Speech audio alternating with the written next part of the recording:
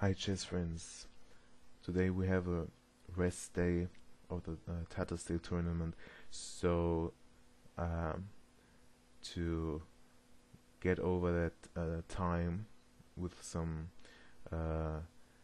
worthwhile games, I've chosen this nice Benko Gambit game from 1977 between the grandmasters of that time, which were one of the biggest names, Hort with white against Alburt. Okay, back then the Benko Gambit was already known, but white and black really tried to get over over the opponent's ideas with new ideas almost every game. Of course, we know this idea already of accepting the gambit fully, and black immediately recaptures that pawn. Okay, not immediately, but after g6, which is designed against a double fianchetto this way and that way. After b3, bishop g6, g7 is very good, and this diagonal would be a liability for white. So g6 and then knight to c3, and now takes. d6 now, because of the bishop g7, we don't want to allow d6 here, doubling black's pawns. Okay, so d6,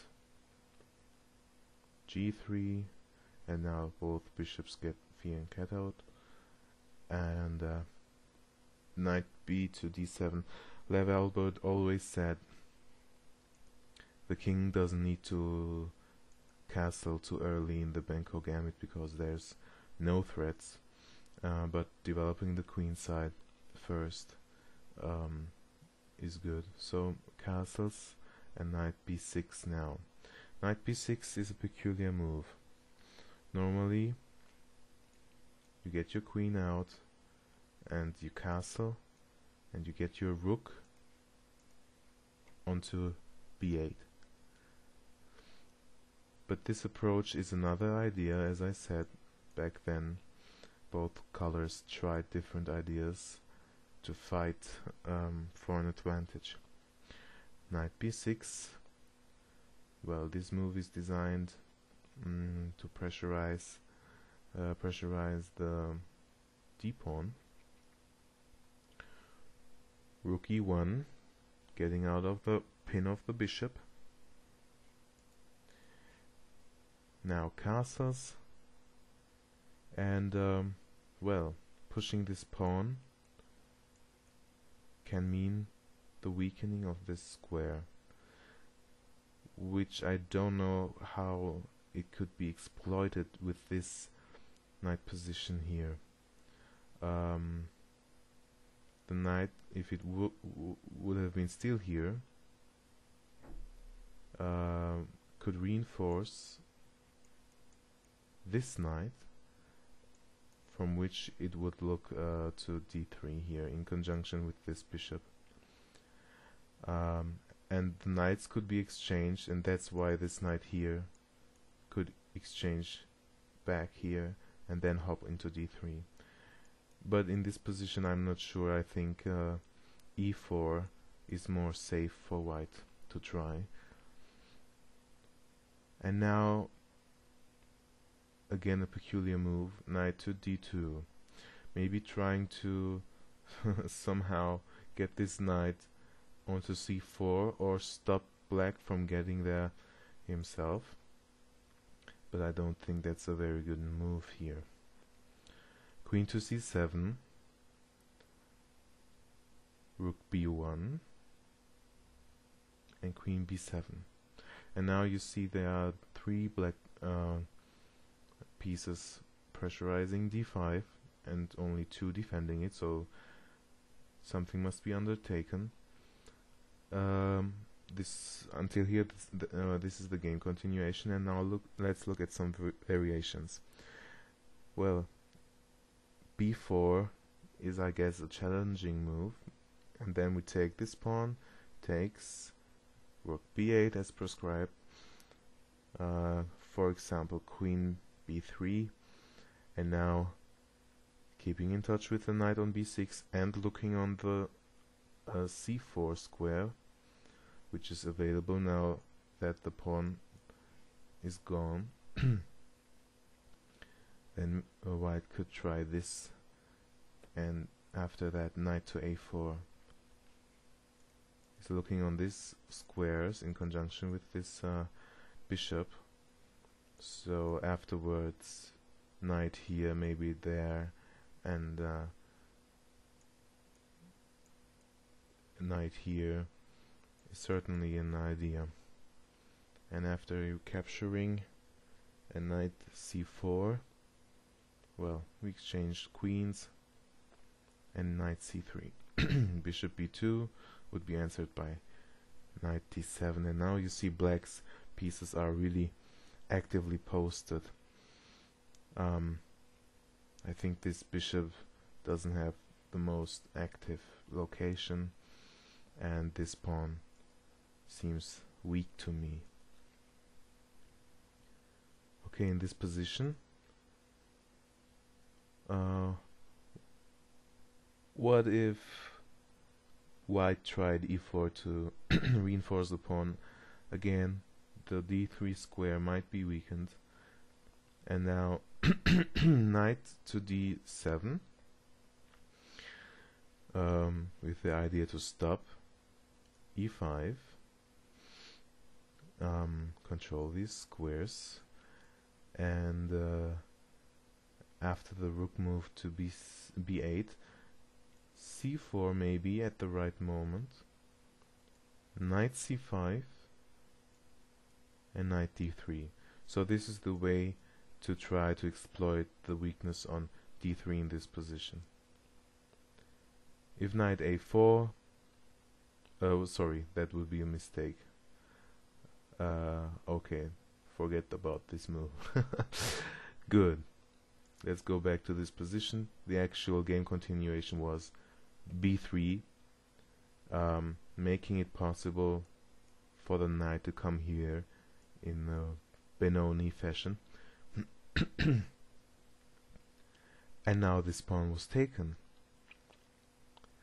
Well, it looks funny to take this. It looks dangerous for black, and now this is actual what made this game very famous. The knight was taken, and knight f1 was played, discovering an attack on the knight. And now what to play? Well, if e6, knight e3. What to play here? Looks like I don't know. Black gets rather bad pawn structure. But in this position, Lev Alburt, one of the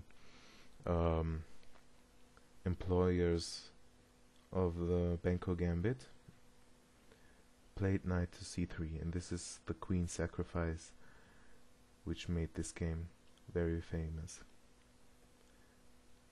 The queen was taken, the bishop was recaptured. Queen d3, bishop e4, kicking the queen, and bishop d4. Now look at these active pieces here.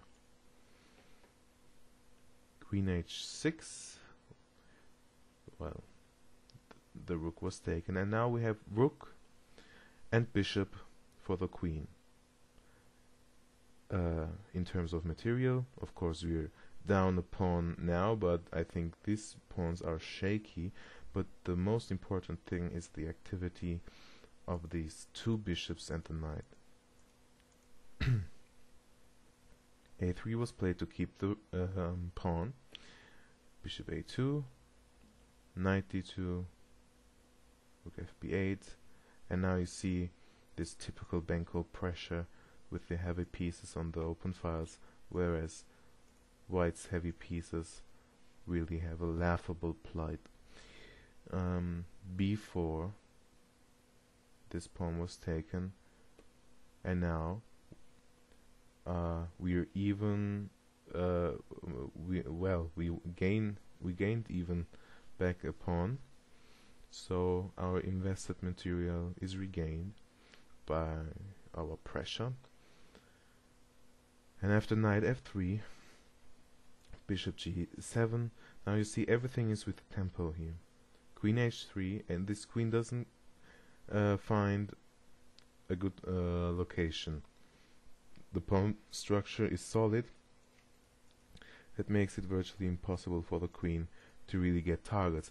A queen is only strong against minor pieces when the pawns are shattered and easy to attack. If the pawns are stable, the queen is really suffering against the light pieces. Bishop E6 attacking the queen, again with tempo. Queen F1, bishop C4, and now exploiting the cramped position of white. King G2, maybe giving the queen possibility to come back here, or the knight here. So rook A1, and now you have really pins here and soon on the back rank as well.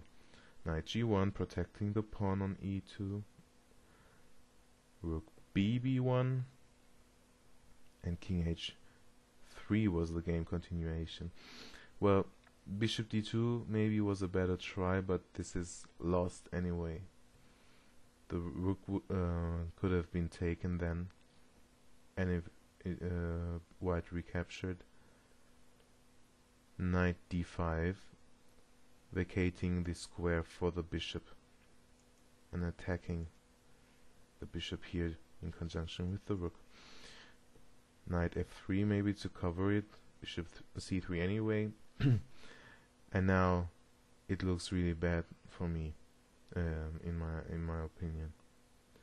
So this is winning for black. King H3 was played. H5, maybe. Knight to E4 was a quicker way to play, and if F3 kicking this, again bishop C3,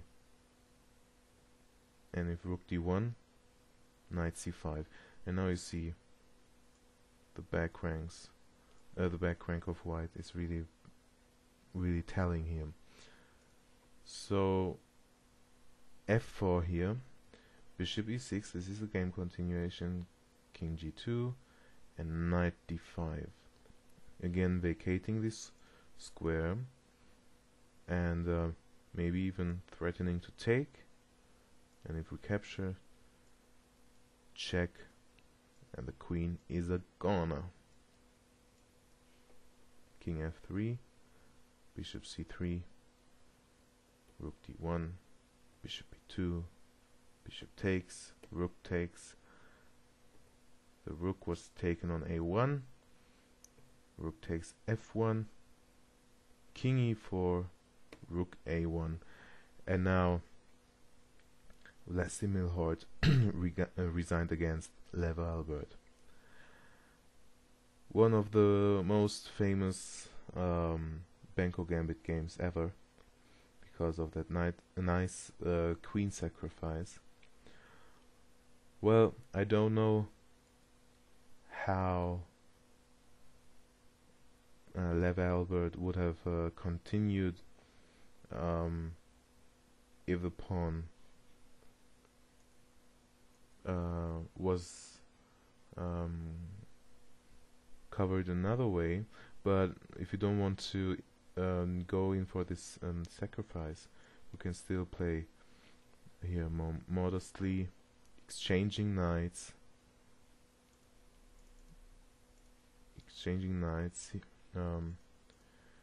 with knight to c4, knight here, here, and here, and then you have your typical Benko pressure down here. Just remember putting your pieces onto the Benko squares, exchanging the knights. The more knights you exchange, for foremostly this knight is very nice for black to exchange, because that would weaken these pawns, and if one pawn falls, the other pawn is hard to be kept from the white side. So I hope you enjoyed this game. Please leave comments, don't forget to subscribe, and follow the Tata Steel coverage, and afterwards more opening games and advices shall be made. I'll be back.